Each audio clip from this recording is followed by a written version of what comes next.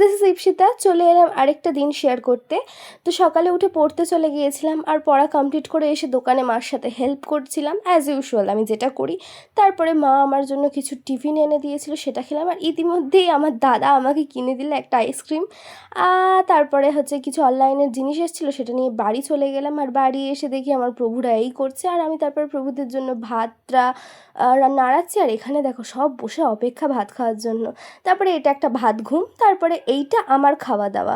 আর এটা না মা শাক করেছিল আজকে, আমার এত শাক খেতে ভালো লাগে যে কী করবা, তার সাথে একটা টক দই। তারপরে রেডি হয়ে গেছিলাম জিমে যাওয়ার উদ্দেশ্যে।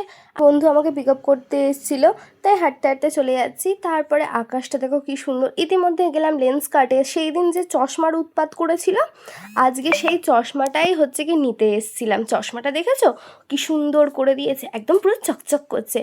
যাই হোক, এই চশমাটা পরে এবার আমার মানুষের মতো লাগছে। তারপরে চলে এসেছিলাম জিমে। এই হচ্ছে জিম স্ন্যাপ। আজকে ছিল আমার লেগ, তো হাঁটতে পারছিলাম না, বাট লেগ করলে এত খিদে পায় যে কী বলবো, তাই চলে গেছিলাম খেতে বাইরের আনহেলদি। আর তারপরে এখানে নদীর কিছু ক্লিপ, আর খেয়ে নিয়েছিলাম একটা চিকেন রোল। তো এইভাবেই কেটে গেল আমার দিন। Thank you for watching.